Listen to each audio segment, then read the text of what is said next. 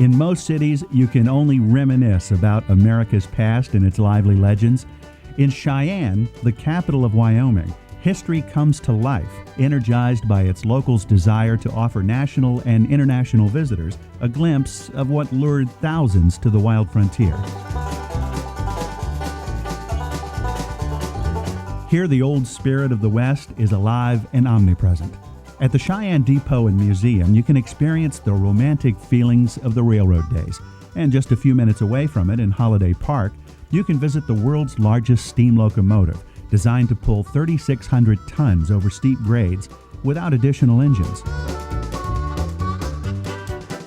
Or you can admire Wyoming's oldest locomotive, the famous 1242 engine.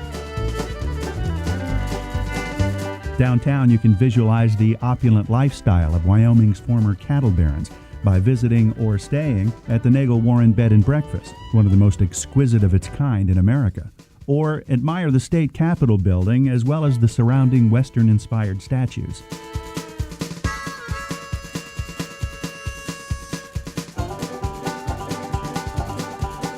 I think that's part of the charm of Cheyenne, is that there's a whole lot of levels of history. There's the military with Fort Russell, there's the cowboys and the cattle barons, and there's the railroad and the history there with the many ethnic people that helped to build this. So it's not just one thing that we have that's interesting. There's so many things.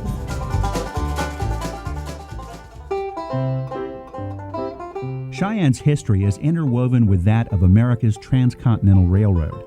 The city of Cheyenne was founded on July 4, 1867, by General Grenville M. Dodge, who decided to establish and build a major base for railroad needs east of Sherman Pass, named for the famous Union general. Almost overnight, several thousand people, including entrepreneurs, settlers, and other unique characters, moved to Cheyenne, awaiting the tracks to reach the newly formed town, which was soon complete with a city government, saloons, and newspapers as it started bustling with energy.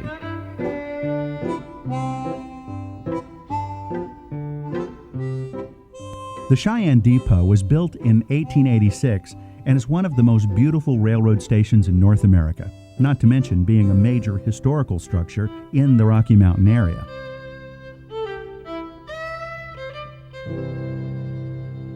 The building was built in 1886, completed in 1887 in the Richardson Romanesque style, and that is characterized by large arches, large stones, large entryways.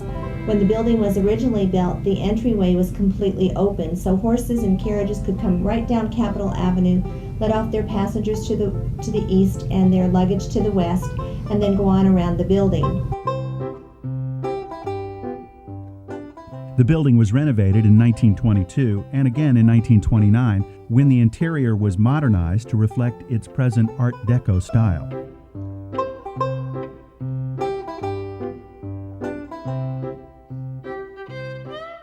We do concerts in the lobby. We have a downtown entertainment series that's free to the public. So on any given week, there may be 2 or 3 events that are going on during that week that you can attend, and most of them are free. To better understand Cheyenne's connection with America's railroad past, you must also visit the famous Big Boy steam engine located just a few minutes away from the Cheyenne Depot in Holiday Park.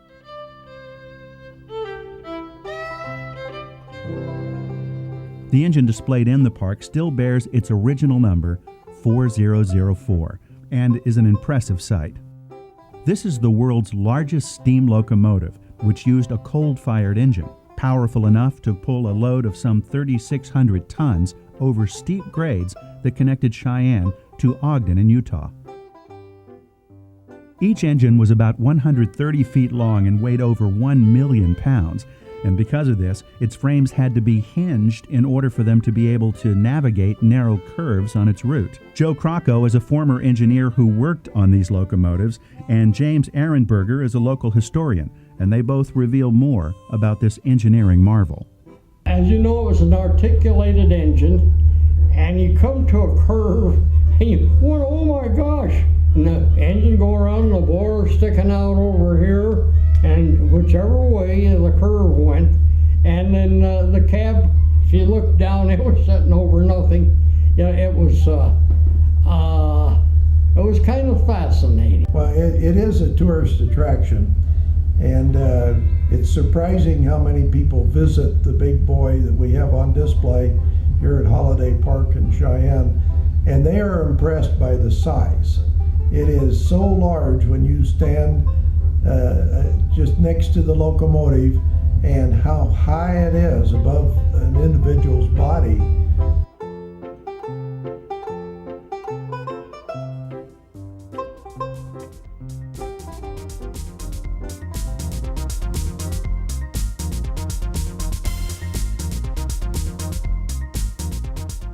The Cheyenne Botanic Gardens includes a collection of plants as well as a greenhouse conservatory, all beautifully maintained by eager volunteers, and it's located in Lyons Park across from the Cheyenne Frontier Days Old West Museum and Store.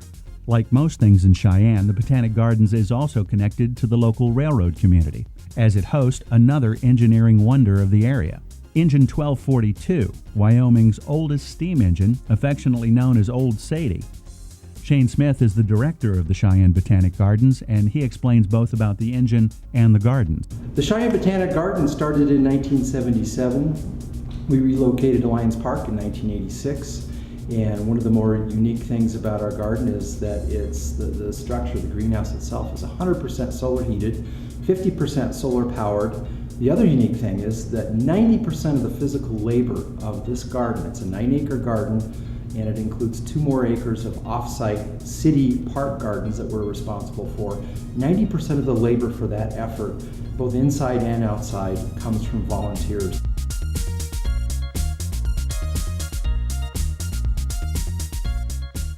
The Cheyenne Botanic Gardens inherited locomotive 1242. It was actually here before we arrived here in 1986.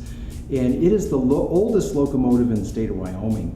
It had an interesting run. It was a steam engine that ran up until 1954. It ran from Wolcott Junction to Encampment. It did that run every day. And this locomotive was the lifeblood of this mountain valley. It hauled everything from honey, agricultural products, minerals, lumber, and many, many people's jobs depended on this steam locomotive and its daily operation. Now, we knew for a long time that we wanted an appropriate fence around this locomotive, and we'd spotted a folk art fence over in Laramie. We approached the family and said, is there any way you might be interested in donating this fence?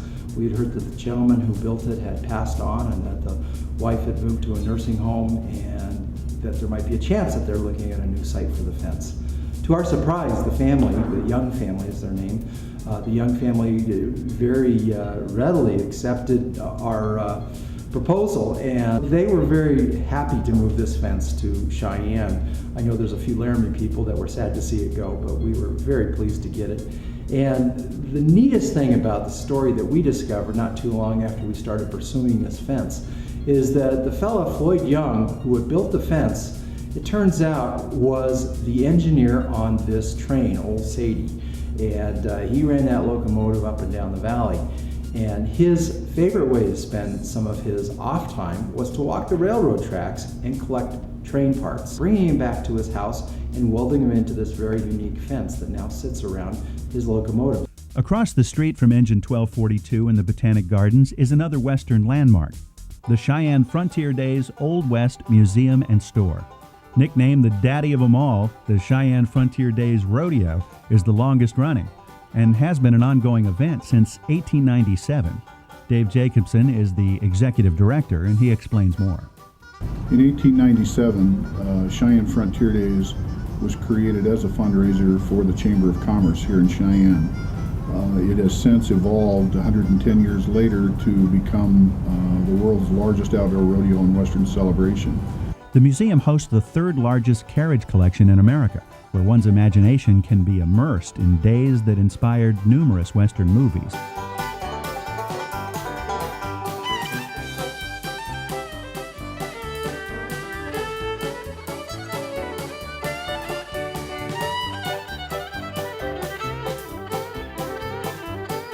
Another icon of Cheyenne's golden days is the Nagel Warren Mansion, now transformed into a boutique bed and breakfast. This remarkable piece of architecture was built for Erasmus Nagel in 1889 and is one of the few mansions still standing that was built when Cheyenne was considered to be the richest city of its size in the world. Mr. Nagel lived in Cheyenne beginning in 1868 and operated a grocery business which eventually became one of the most extensive at the time in what was the territory of Wyoming. He spared no expense in building his luxurious mansion, which cost over $400,000, an astronomical amount for that period.